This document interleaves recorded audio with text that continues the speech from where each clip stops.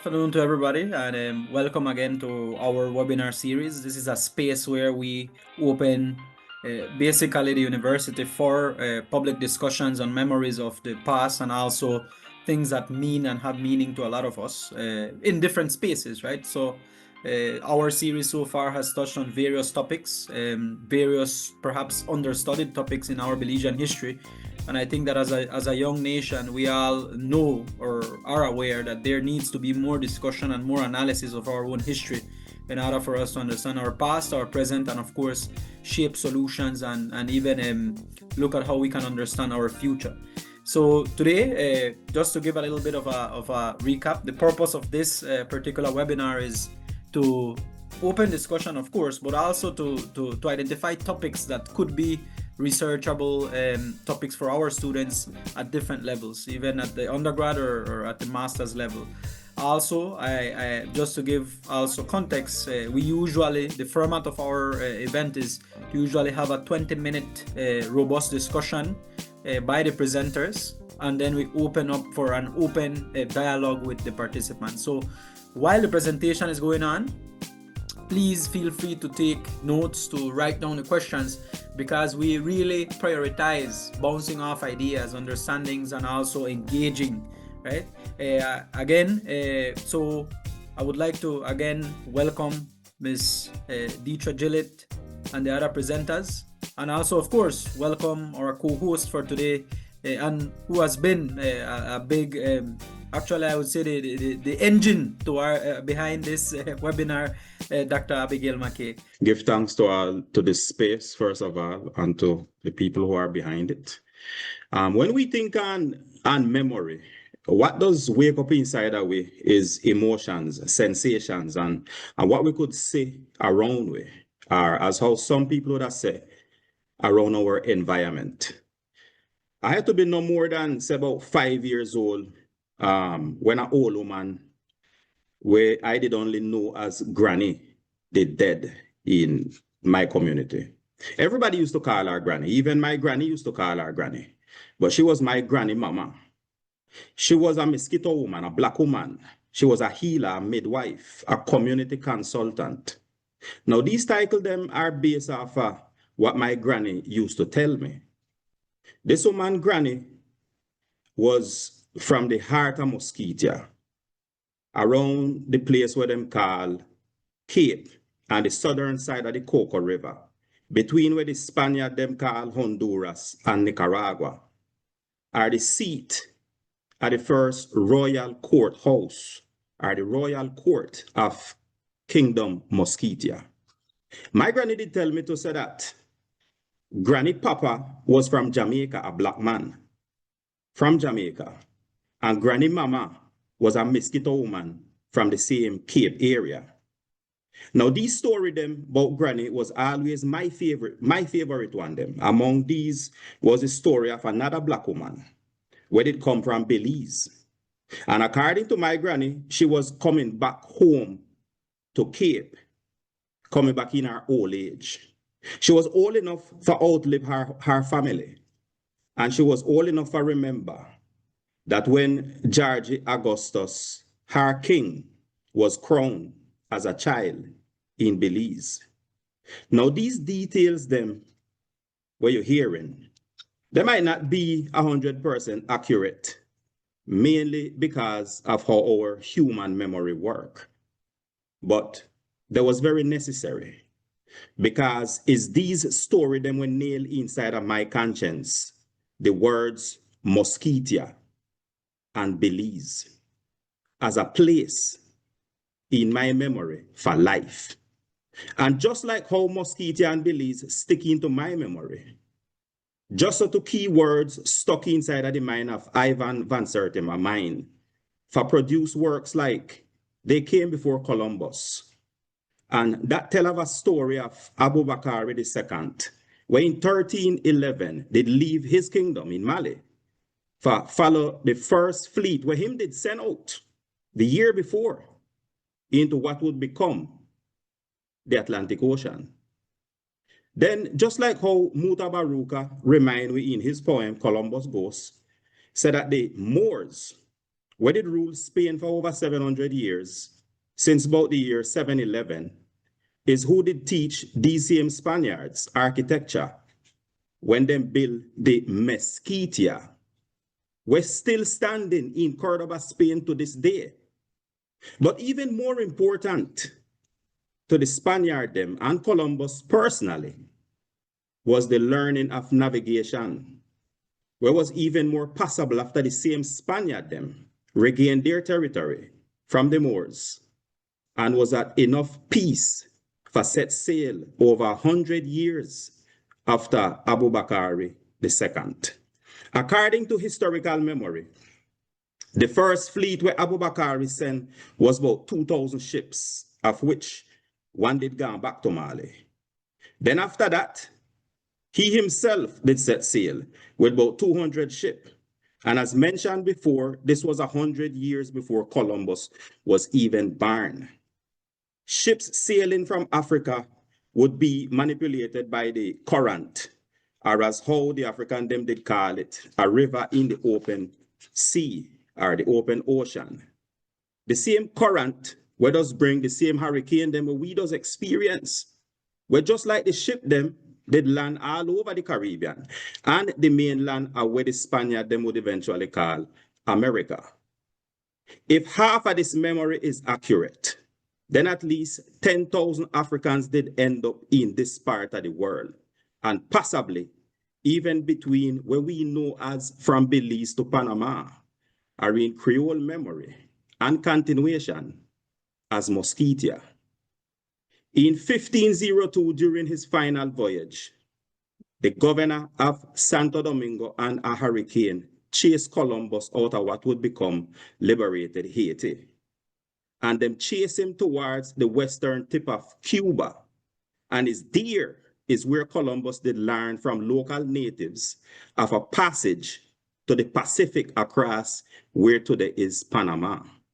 So from western Cuba, Columbus sailed due south, encountering Miskitians off the Bay Islands, where he was given permission to continue south to his Pacific destination. Even though Columbus never landed on mainland Miskito, it was bold enough for claim it as for Spain, as Cabo Gracias, and through the main agreement them, this name still remain. Now, when Columbus reached his destination around the Chagres River, it was chased out of there by some other African-looking natives, whereby now was conscious of the intention where the Spaniard them had. The name Miskito, now the name Miskito, where the Miskito people them would be from, some historians would claim come from the rifle them, where the British them did provide to the seafaring allies, to their seafaring allies. But this is very unlikely in my thinking, because by the time the British introduced the musket, where is a rifle, to the Miskito people, or any alliance was ever formed, the area was already named Miskito. The African origins in this region, as mentioned before, could have been established from before Columbus even reached here. And them no look, and them no like give Columbus credit, like history no like give Columbus credit for this. But Columbus was the first European to introduce slavery in the Caribbean. Then you have several mentions of slave ships sinking off the coast of Belize, off the coast of Miskito, and even off the coast of Providence, which again, I take it with a grain of salt, because you have to take into consideration who telling these story them. And they always say shipwrecks, but what is the cause of these ship them to wreck? Now, recently, them discover two Danish slave ships off of the coast of Costa Rica in a place where named Cavita. The Frederico's Quartus, where was set on fire, and the anchor rope of the Christianus Quintus was cut, and the ship did sweep away, as how them said. This did happen in 1710. The driver them, okay, Or the diver them, the diver them are the marine archaeologists them find some yellow bricks in the water bottom. And these yellow brick them, they could have traced directly to Europe. And the wood from the ship, them could have traced to the tree them where they around the Baltic Sea. And they trace the tree them, they cut down the tree them between 1690 and 1695.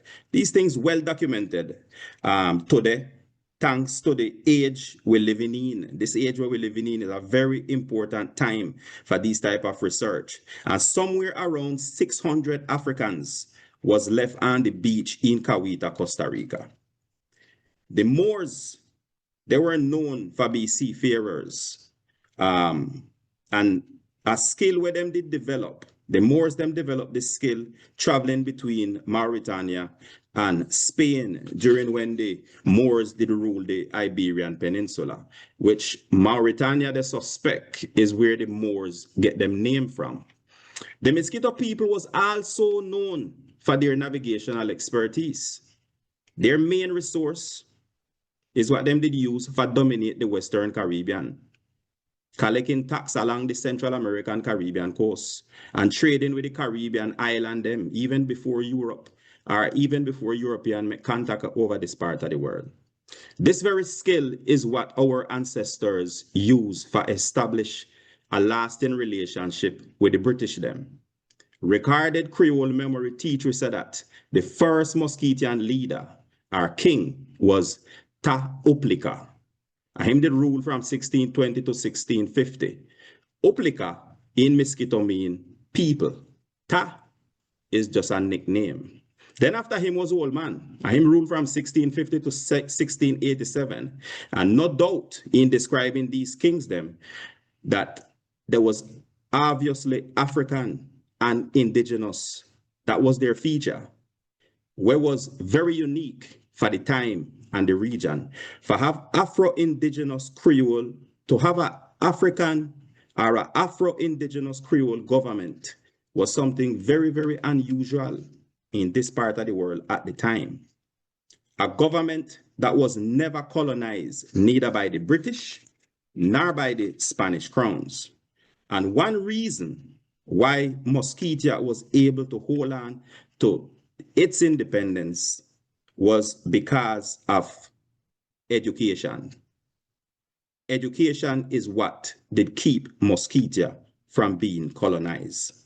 And as early as 1739, King Edward, the first along, King Edward I, along with Captain Thomas Porter and Captain Everson Jacob, them did make an appeal to the British Crown at that time.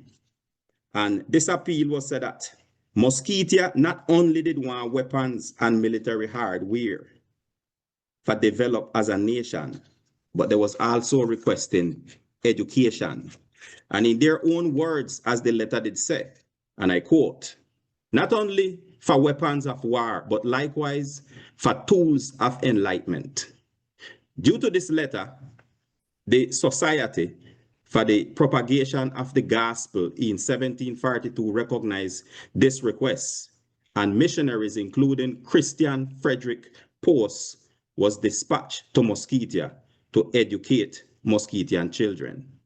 This educational request did come about because of the War of Jenkins' Ear, where it was between the British and the Spanish crowns, where the British did need the help of the Miskito warrior them. And so a treaty was signed. This treaty was a treaty of friendship and alliance. Treaty of friendship and alliance, or the Treaty of Senok Daukra. Senok Daukra. This was the protectorate agreement between Musketia and Britain. Then as early as 1787, British loggers did put together £9 for send the young Miskito Prince Luttrell Tempest to London for learn arithmetic, Greek, Roman, and English history, and social English codes. By this time now, the tide was already changing in the Musketian kingdom. And Britain was not the main power. And just like today, as we are influenced by the major power them of the day, just so the independence of the United States changed the politics between Britain and Spain. But still yet, Musketia was able to hold on to her independence, even after the British was forced out of Musketia and sent to British Honduras, where today we call Belize. Now, Deetra will continue with our presentation.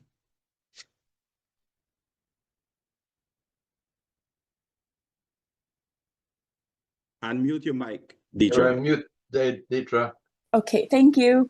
Good evening or good afternoon, everyone. Thank you, UB, for hosting Ariel and I to discuss our Creole connections to Musketia. Many of us in Belize descend from the 1787 evacuation, which Ariel left off on.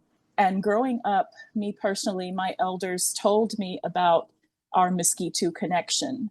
In the Belize River Valley, specifically in Boom, there was a Princess Hannah who was a Gillette descendant, and her brother was known as the Indian Man on the Hill.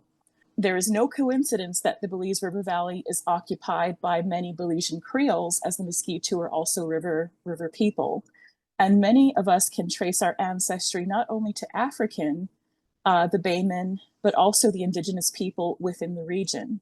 The evacuees from 1787 included those who were previously in the Belize settlement but had relocated to the Miskito shore for safety and stability, in addition to the American Revolutionary War refugees who resided on the shores for about 2 years. This evacuation was facilitated after Britain and Spain had signed the July 14, 1786 Convention of London Treaty, which ordered that evacuation of British subjects from the Miskito shore to the area of Belize, or then known as the Bay of Honduras.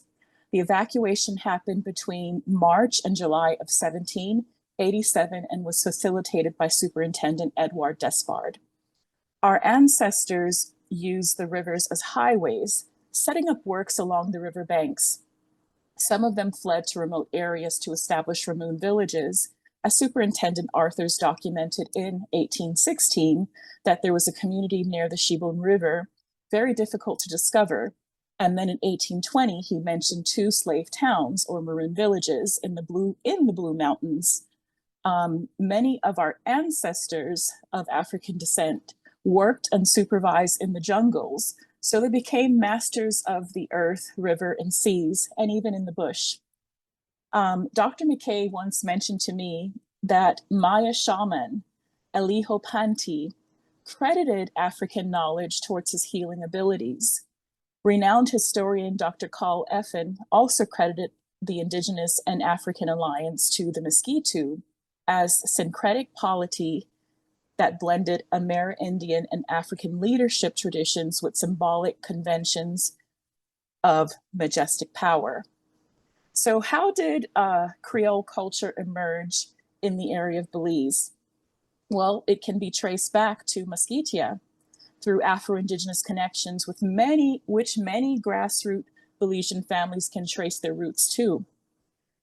As early as 1508, Spanish conquistadors noted that the Miskito were near the Coxcomb Mountains in the Bay of Honduras, which is modern-day Belize. In 1629, the Bay of Honduras housed a Puritan settlement called the Coxcomb Coast Settlement.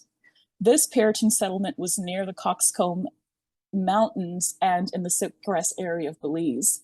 Puritans from Massachusetts sought to set up settlements in a warmer climate with the assistance of privateer Daniel Efrith, who also held a letter of marque from the Earl of Warwick.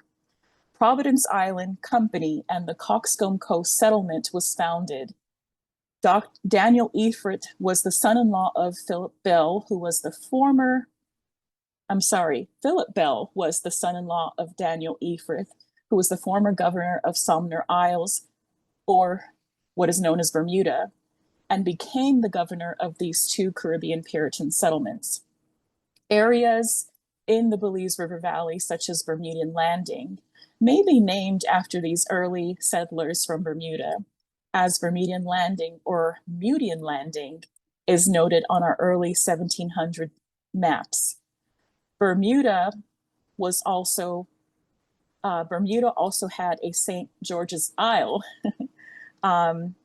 which is now known as St. George's Town. And in the south of Belize, Placencia was once called Patience Point. Belize, or the Bay of Honduras, also had an area called Bluefields Key, the Miskito River, and many other areas such as Fallover, which mirrored Miskito settlements.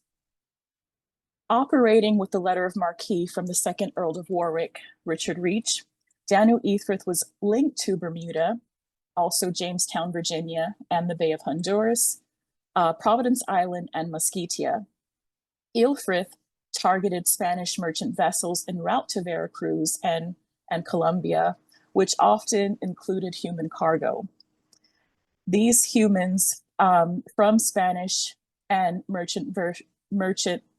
these humans from Spanish and Portuguese merchant vessel raids were Africans. And some of them who Efrith or other privateers were not able to sell into slavery, they were traded and released with the Miskito. One of the earliest documented raid and releases was in 1636, when 200 Angolans were left by a Dutch merchant vessel in the heart of the Miskito Kingdom at Cabo Gracias a Dios. These Angolans gradually intermarried with the native Miskito, creating a distinct ethnic group in the region that the Spanish began to label as Zambo Miskito. Historian Joshua Sambola, who was unable to join us today, had once noted that Africans brought with them new and stronger ideas of governance, politics, and warfare. It is important to note that the Miskito were never conquered. The Miskito Kingdom was the first Afro-Indigenous sovereignty acknowledged in the Americas by the Spanish, British, and Dutch. 7 out of the 9 Miskito kings shared African descent.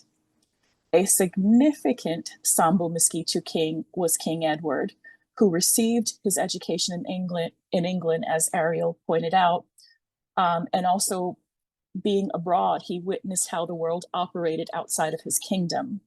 King Edward, on March 16, 1740, signed a treaty of friendship and alliance, which officially transferred his kingdom into a British protectorate, which guaranteed British military support.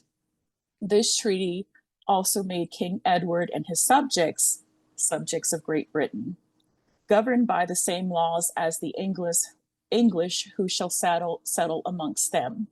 Article 5 of this treaty also stated that the Miskito were to protect other indigenous groups within the British colonies. In 1743, Miskito King Edward approved the recruitment of shoremen, where he encouraged contract marriages between Indian, mulatto, and Negro women in exchange for land grants for these shoremen. The earliest reference of African slaves in the Bay of Honduras, or modern-day Belize, was in 1724, when from a Spanish missionary's account, which stated that the British were importing slaves from Bermuda and Jamaica. Going back to 1670 now, with the signing of the Treaty of Madrid, Spain recognized England's possession of the Americas per Article 7, including the Bay of Honduras. However, the captaincy of Guatemala and the Spaniards continued to attempt to expel the Baymen. And years that I have noted from my research, well documented, is 1716, 1718, 1724, 1731, 1733, 1745, 1751, 1754, 1759, 1779, and finally in 1798, with each time Baymen seeking shelter on the Miskito shore after these attacks. After the 1731 attack on the Belize settlement, William Pitt, or the Pitts family of Belize today, was linked to Bermuda and then transferred to the Belize settlement where he set up works. He was involved in the logwood business as well. He, though, after that 1731 attack, permanently evacuated the Belize settlement, and he formed the Black River settlement, which was considered the first English settlement on the Miskito shore in 1732. And he did so because he knew that that area was protected by the Miskito, and it provided more stability for his commerce. Families such as the Flowers, who we all know from the Flowers Bank 14, was a family of African descent that was also in the Belize settlement first, around 1754, and highly likely fought during the 1754 Battle of Laboring Creek. The 1787 William Fadden map provided a glimpse into who fought during the 1754 battle, noting some 1,500 Spaniards, mostly regulars, from the Patan Castle, had came into the area of Laboring Creek in April of 1754, but were rerouted by some 210 men who were mostly Black men of African descent. Sometime around 1757, the Flowers family were manumitted on the Miskito shore. However, they would return to the Bay of Honduras or Belize in 1787 due to the Convention of London Treaty. An interesting account from the 1779 Cayo Cocina ambush, or Kitchen Key, also known as St. George's Key, was from the October 30th edition of the supplement for the Jamaican Mercury, which reported the baymen were taken on September 15th by the Spanish commandant and his two sons, with 19 peteguas and 3 sailing crafts taken from the inhabitants, armed with 6 and 8 guns each and 300 men. When news reached the Miskito shore, General Dalrymple, with 150 Miskito, sailed into the Yucatan to avenge the baymen. After General Dalrymple left with 150 Miskito, another 350 Miskito left the Miskito shore, sailing into the Patan to also avenge the baymen and take crafts or Spanish register ships. They retaliated. In 1787, the William Fadden map also gives a glimpse into where works were established along the Belize River Valley, in addition to where logwood and mahogany was harvested. And it also gave a glimpse as to where indigenous populations inland and north of the Rio Hondo wisely resided outside of swamp and watershed areas. The Belize River Valley can be considered the Bible Belt of Belize. And this too is rooted in our connection to the Miskito shore. Through Miskito King Edward's request in 1740 for his people to receive education, which was facilitated through the Anglican mission. The Anglican mission noted in 1770 that less than 1 out of every 7 of the English settlers on the Miskito shore were actually white. However, these people, including the enslaved, were taught how to read the gospel. After the 1787 Miskito shore evacuation, of which 2,207 individuals, mostly non-white, considered British subjects, evacuated to the Belize settlement, the Anglican mission considered constructing a cathedral in the Bay of Honduras, known today as St. John's Cathedral, which we all know was completed in 1812, and 3 Miskito kings were consecrated there. Also, across the street from St. John's Cathedral is Government House, which was completed in 1814, and it also housed young Miskito princes who received their education while in Belize. The Baptist mission, who came later in the early part of the 1820s, was also prevalent within the Belize River Valley. They set up a chapel in Lemanal. There was one in Cricket Tree. And there was also one in Belize City, of which land was donated from the Tillett and Gillett families. This Baptist mission also published literature, not only in English, but they were publishing literature in 1850 in Miskito. A few historical Belizean surnames associated with that 1787 Mosquito Shore evacuation are the Cadle family, which our father of the nation is a descendant of, the Gillette family, Tuckers, Middleton, August, Traps, Broadster, Burl family, the Skeens, the Pitts, Wagner, Lamb, Young, Thompson, Belisle, Staines, Kiato, Bennett, Smith, Raybon, which was one of the American Revolutionary War refugees, Card, Hoare, Bonner, Neal, Crawford, Myvett, Goff, Longsworth, Morris, Haylock, Mascal, and Smith. In the Belize River Valley, and now considered a part of Creole language, we have a few words that are rooted in Miskito, such as Krabu, Dory, Gibnut, Konkas, Prana, Pitpan, Supa, Wishwili, and Wee the ant. Belizean Creole words that are still spoken in Belize today. One of the last African migrations into Belize was the Ibu, and we know that there was an Ibu town within the south side of Belize City. But leading up to the 1798 Battle of St. George's Key, not war, but battle, West Indian Regiment soldiers whose freedoms were purchased directly from slave ships in Barbados and Jamaica also disbanded in Belize near areas such as Freetown, Saboon, and even Gales Point. We, of course, had maroon villages that was noted by colonial authors or superintendent authors. And we also had many of African descent who fled into neighboring areas such as the Petén and Yucatan. So many indigenous groups, such as those of Yucatec Maya descent and even Mopan Maya, if they were to take a DNA test, they would see that they also share some African ancestry. Thanks so much for your time, and we'll open up the panel for open discussion and questions to be answered.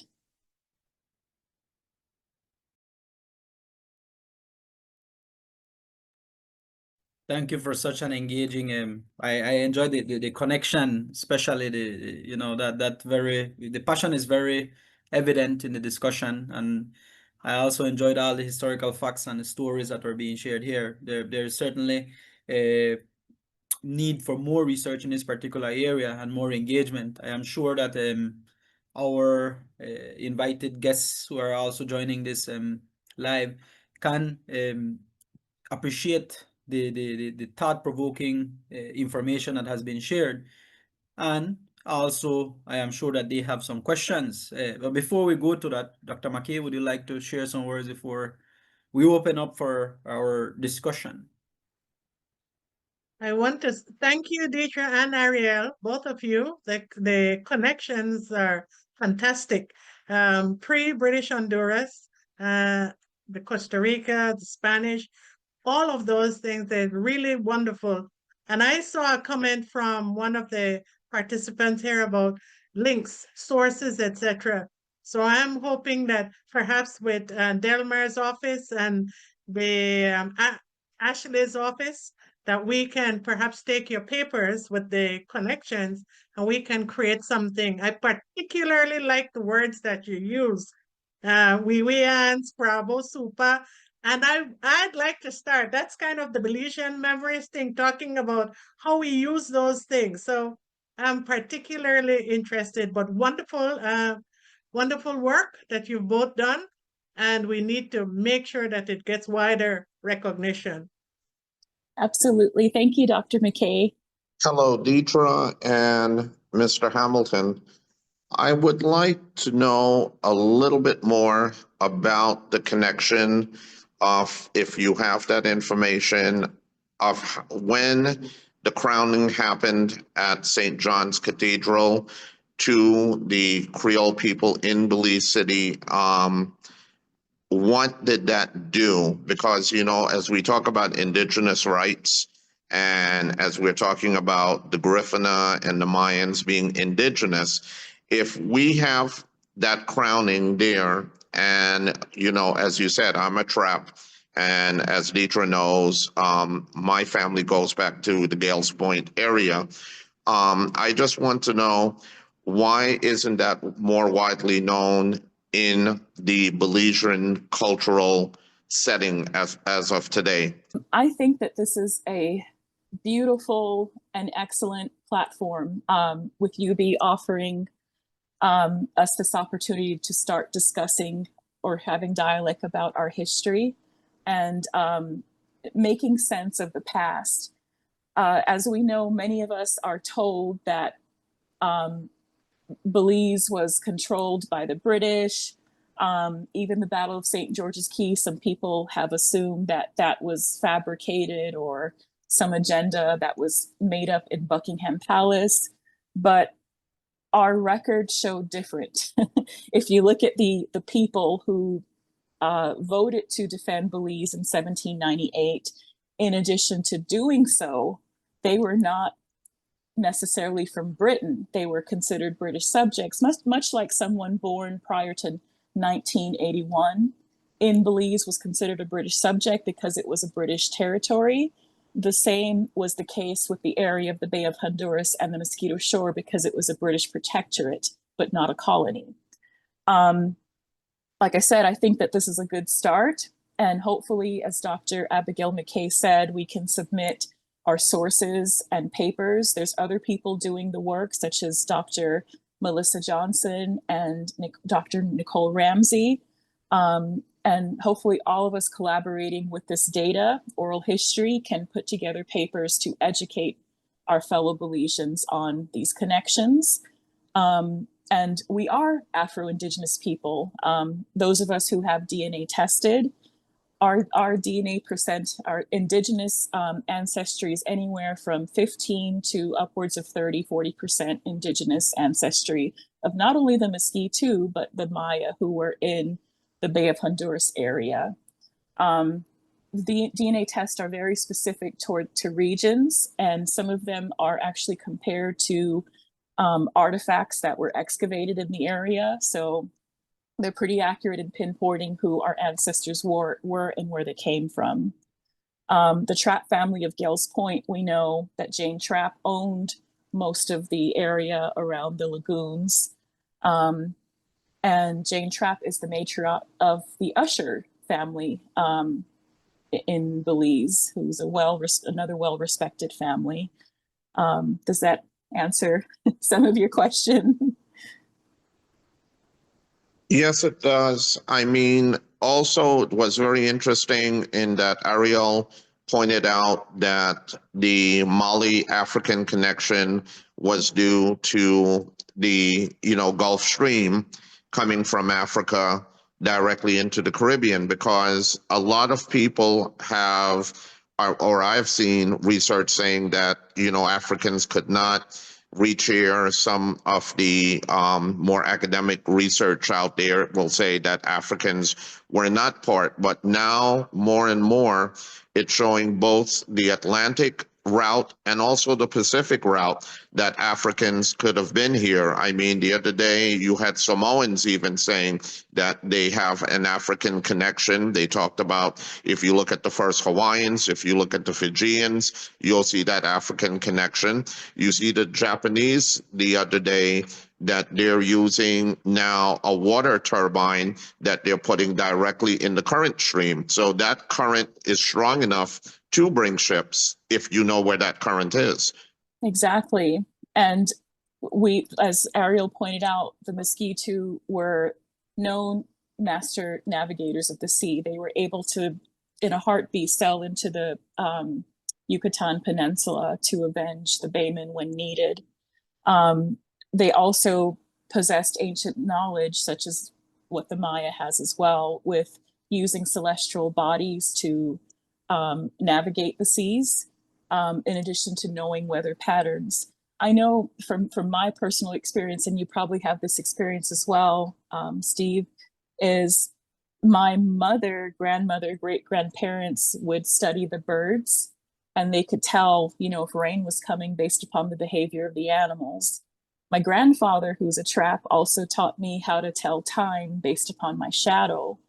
And I've always considered these things ancient knowledge, perhaps, or even indigenous knowledge that was passed on to me on how to maneuver the earth without modern technology.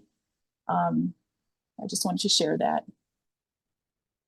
I 100% agree. I mean, again, as I said, I just think that this knowledge is very much necessary. The links are there, as you said, with our culture and our people along this coastline. And, to say that it's not there, I think is just disingenuous. I mean, I think that it really needs to be put front and center. And that's all I have to say. I agree with you. If I may contribute to that, Steve, and everybody else who's on this Just before platform. that, Dr. McKay, sorry, but I think Ariel had something to add. Oh, okay. Yeah, I think. So I see his hands up. His hand is up. Yeah. Yes. Sorry for the interruption. Yes. Can you hear me? Yes. I just wanted to add to what Mr. Trapp was one of the things that he was saying is that we have to factor in so that the Spaniard is who did write most of the history in the area, when them established themselves. And so a lot of the history where them write wasn't in our favor, and we was totally 100% removed out of our own history. And something very interesting is happening right now that we have to take account of, and that is young historians nowadays are starting to rewrite the history. And our ancestors were smart enough to know to save up all of these history. So if you're going to the British archives, for example, and even in the Belize archives and archives in Jamaica and other places that archive things, but especially the British archive, there is a whole bunch of information there. I want to cite up a few authors that starting to write on Miskito specifically, not directly as Miskitian historians, but they're looking at economy, for example, that was was controlled by Miskitians. You have this virgin by the name of Damien Clavel, who write The Rise and Fall of George Frederick Augustus, 1805 to 1824. And he also write another paper named Beyond the Fraudulent Man, opening the black box of Poyais, 1820 and 1823. Very, very informative articles. Also, you have Luciano Barraco, who write Chief Robert Henry Clarence, the last hereditary chief of Miskito Reservation. And he had died in exile in Jamaica. And another very interesting part of our history. And then we also have Rajeshwari Dutt, who is from India, and she write The Tweed Venture, The Language of Freedom and British Informal Empire on the Miskito Shore. And she also wrote another article named Christie's House, The Benefits of Mining for Failures in the 19th Century. Now, another thing too that we have to take into consideration that was happening in this part, specifically in this part of the world, is that these people that was living between Miskito, Belize, and this area specifically were moving on a different kind of way of life, where race completely was not a factor.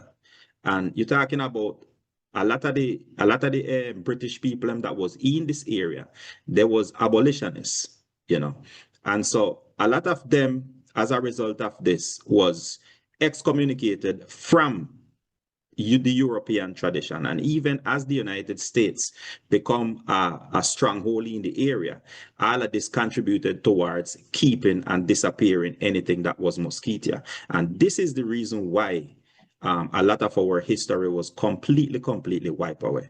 But today, especially today, we have this opportunity to start to look into our archives. Like we can't, it don't make no sense if I go back and say the history wasn't there. It doesn't even make sense anymore, because the technology and the things that we have to our disposal today to could prove things. Just like how they find that slave ship, they used to think it was pirate ships off of the coast of Costa Rica. And this is recently. We're talking about in May is when these articles have come out.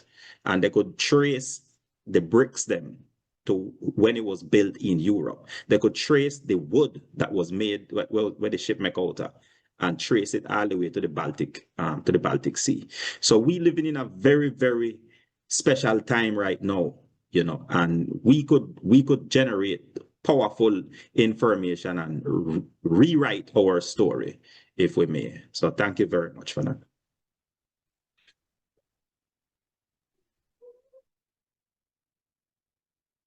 Thank you, Mr. Hamilton. Dr. McKay, I know you had, sorry for interrupting earlier.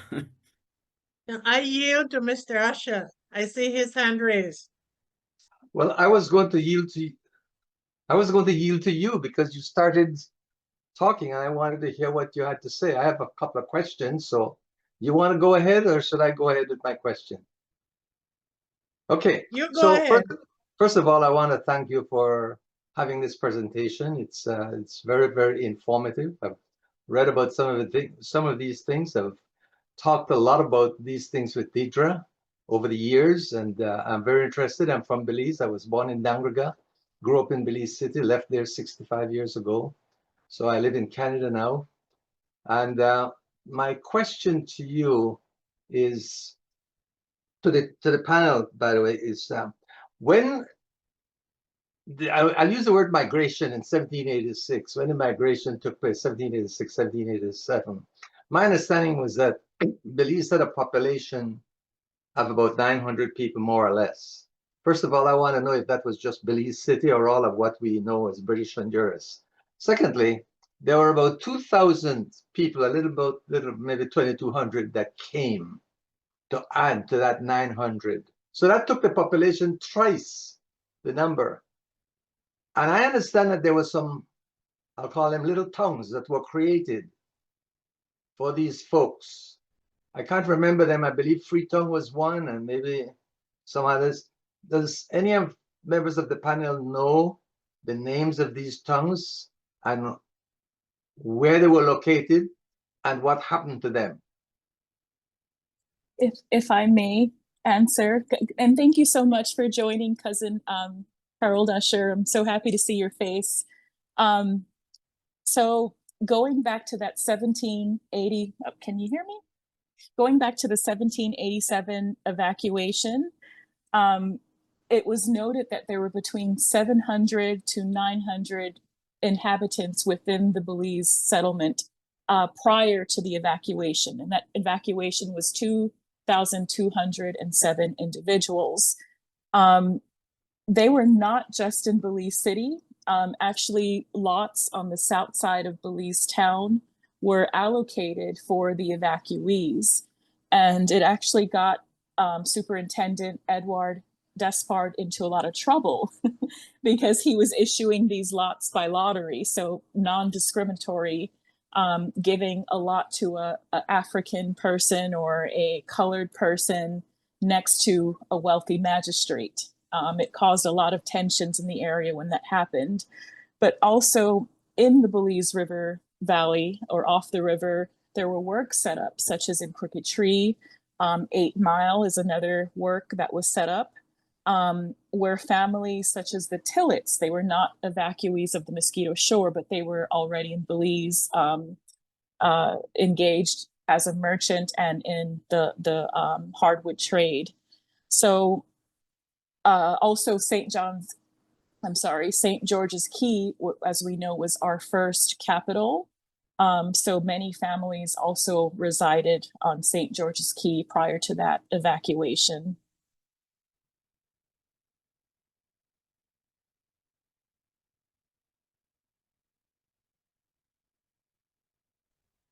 Okay, so Mr. Usher, do you have any comments to the response or? Well, I don't have any comments, but what I was trying to get at is that we only had, like she said, 700. And I don't quite understand where the other 2,000 was seated. She mentioned that there were little towns created. And my understanding is that one of these towns were devastated about the next year. I believe there was a hurricane in 1787, and that destroyed that town. So I was trying to get a picture because I always visualize, but just for visualizing, that it was somewhere between Haulover and the sea that these towns were created. I just don't know exactly where. And some people tell me that there was one town right along the sea coast close to where Landiva is, outside of Home Park, as I remember it.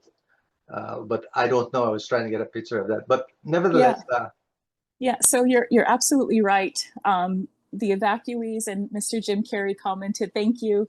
The evacuees, some of them were sent to an area called Convention Town, which is near our airport, the Philip Golson Airport, just behind the Los Lagos area on the river. So these evacuees arrived into the settlement between March and July of 1787. In September, the area was hit by a hurricane, which devastated all settlements in Belize, and newspaper reports reported that only one house was left standing. But thankfully, Superintendent Edward Despard had prepared for disasters. So there was food and subsistence available for the inhabitants there. But Convention Town wasn't the only area where these evacuees went to. Of course, the south side of Belize Town was a settlement. And also just north of the Haulover was an area called Despard's Point, or it actually is where the Haulover Bridge is, Despard's Point. Superintendent Despard had resided there. And I have a map from the 1727 almanac. However, we had previously thought that the area of called Freetown was where these evacuees went to, but that map shows otherwise. It shows that that was a pending settlement in 1727. So it did not exist when these evacuees arrived into Belize.